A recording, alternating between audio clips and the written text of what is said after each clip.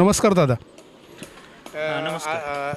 आगामी जिल्हा परिषद पंचायत समिती गणाच्या निवडणुका होणार आहेत तुमच्या तालुक्यात. एक चांगली लढाई म्हणण्यापेक्षा नागरिकांच्या प्रश्नांसाठी, कारण गेली 10 वर्ष 8 वर्ष झालं पंचायत समिती जिल्हा परिषदच्या निवडणुका झाल्या नाही.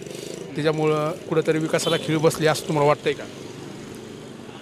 नक्कीच बरेचसे प्रश्न आहे ना, म्हणजे मूलभूत प्रश्न आहे, जसे रस्त्यांचे असेल, पाण्याचा असेल, विजेचा असेल, शेतकऱ्यांचा असेल, हो, असे जे मूलभूत प्रश्न आहे ना ते प्रलंबित राहिलेले. आणि देवगावमध्ये जर इथली स्थिती सांगायची ठरली तर येत्या 30 तारखेला आम्ही रस्त्यांसाठी आंदोलन करणार आहे इथं. आणि पाण्याची तर एवढी बिकट अवस्था आहे का नदीला दूषित पाणी डायरेक्ट आमच्या विहिरीत म्हणजे आपली पाणी पुरवठ्याची जी विहीर आहे, विहीर दूषित झाले, नदीचं जे गटार आहे ना डायरेक्ट ते दूषित पाणी डायरेक्ट आमच्या विहिरीत उतरतं आणि तेच पाणी संपूर्ण गावाला पाणी पुरवठा होतं आहे. बरं, ते सुद्धा नियमित नाही आहे. आणि नवीन जी जलजीवन योजना झालेली ना ती वादामध्ये आहे. त्यामुळं म्हणजे हे राजकारण वगैरे या गोष्टी, निवडणुका हे तर चालूच राहणार आहे, पण लोकांच्या मूलभूत गरजांकडे तुम्ही लक्ष कधी देणार, हे खरं तर प्रशासनाने या ठिकाणी पाहणं गरजेचं आहे. आता जे पाठीमागच्या तुमच्या तालुक्याचं महाराष्ट्रामध्ये नाव नेणारे बाळासाहेब थोरात असतील, यांनी महसूल मंत्री असताना तुमच्या गावाकडे विशेष लक्ष दिलं का? हो, नक्कीच. म्हणजे बाळासाहेब थोरात त्या ठिकाणी आमदार असताना आमच्या गावामध्ये अनेक महत्त्वाची कामं झाली. त्याच्यामध्ये आपलं महिला भवनचं काम असेल, त्या ठिकाणी आता जे पाटाचं काम झालं ते पाटाचं पाणी वाडी वस्ती म्हणजे गावापर्यंत पोचवण्यासाठी भरपूर सहकार्य त्यांनी केलं आहे. हां, आणि रस्त्यांसाठी पण म्हणजे ज्यावेळेस मुरुम वगैरे यासाठी पण भरपूर सहकार्य नेहमीच राहायचं. पण आता सध्या काय झालं आहे, रस्त्यांना मुरुम उचलायला परमिशन नाही आहे, पण चोरी करायला भरपूर परमिशन आहे. बरोबर, राईट. आज आमच्या गावामधले ना करंजेकर वस्ती असन, त्या ठिकाणी चिचोले वस्ती रस्ता असन, हा गवाळी वस्ती रस्ता आहे. अक्षरशः तुम्ही जाऊन पहा, लोकांना त्या ठिकाणावरून आहे ना बाहेर निघणं मुश्किल आहे. आणि इकडं मुरुम, लाखांना मुरुम चोरीला जातो आहे. रोज मुरुम या ठिकाणी तुम्हाला गाड्या भरून जाताना दिसतील, पण रस्त्यांना टाकायला मुरुम नाही आहे. आणि चोरी करायला परवानगी आहे, पण रस्त्यांना टाकायला परवानगी नाही आहे. कसं करतात ते प्रशासनालाच माहिती ना. त्याचं ते प्रशासनानं पाहिलं पाहिजे ना. ते आता हे रोज जर वाळूच्या गाड्या भरून जात्या, हां, बरोबर आहे का नाही. पहिली वाळू 6,000 रुपये 2.5 ब्रासची किंमत होती, तीच आता 12,000 रुपये झाली. मग यावरचे 6,000 रुपये कोणाच्या खिशात जाते? तुम्ही वाळूचा लिलाव केला, मग तो लिलाव केल्याच्या नंतर ती लिलावाची वाळू आज जे घरकुलांचे कामं चालू आहे त्यांच्यापर्यंत पोचते का? हे पाहिलं पाहिजे ना. मग ही वाळूची किंमत वाढली कशी? 6,000ची 12,000वर कशी झाली? मग ही यंत्रणा ही कोणासाठी काम करते हे पाहिलं पाहिजे ना. बरोबर आहे का नाही.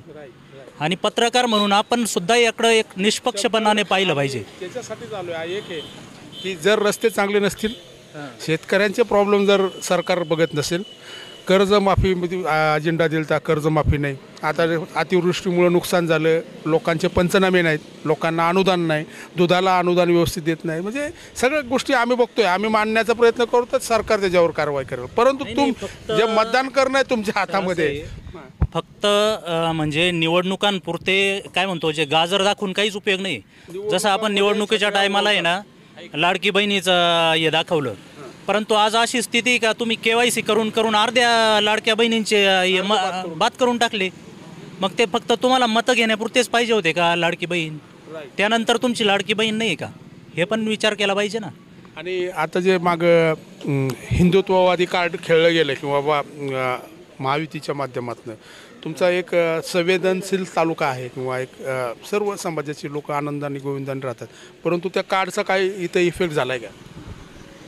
सर, असं आहे, आता हा जो सोशल मीडियाचा वापर होतो आणि याच्या माध्यमातून आहे ना म्हणजे ज्या गोष्टी नाही आहेत त्या दाखवल्या जात्या.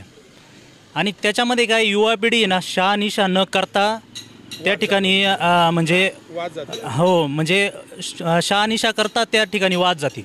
आता आपण त्या ताज्या घटना पाहिल्या असेल, इथं मागच्या विधानसभेच्या निवडणुकीच्या वेळेस ज्या घटना घडल्या होत्या पण ॲक्च्युली त्याचं जर आपण रिॲलिटी चेक केला असता त्या ठिकाणी जे दाखवलं गेलं ते झालेलं नव्हतं. मग हे कुठंतरी युवा पिढीनं हे पाहिलं पाहिजे. प्रत्येकानं आपल्या धर्माप्रती अभिमान असायला पाहिजेच आणि तो असलाच पाहिजे. परंतु तो काय म्हणतो एक कट्टरता ज्या ठिकाणी येते ना तर त्या म्हणजे कट्टरता जिथं आली का ते नाश पावतं. हे उदाहरण तुम्ही युक्रेन त्या ठिकाणी अफगाणिस्तान असे अनेक राष्ट्र आहे जिथं कट्टरता म्हणजे फक्त धर्म धर्म धर्म ही झाली ना तर ते आपसमध्येच लढून मरू राहिले. म्हणजे धर्म मूलभूत सुविधा बाजूला पाहून आपण काय करतो फक्त धर्माची आमिष दाखवतो आणि लोकांना भरकटीत नेतो. आता जे झालं पाहिजे. कांद्याचं अतिवृष्टीमुळे नुकसान झालं तुमचं काय कांदा सोयाबीन नाही भरपूर लोकांचे नुकसान झालेले. आता आम्ही इकडं आता हे नाही झाले ना तो आम्ही पंचनाम्यांचा विषय मांडला होता मंडलाधिकारी वगैरे त्यानंतर हे आपले तलाठी तर ते म्हणे तुमच्या गावाला परवानगीच नाही आहे पंचनामा करायला वरून आदेश नाही आम्हाला.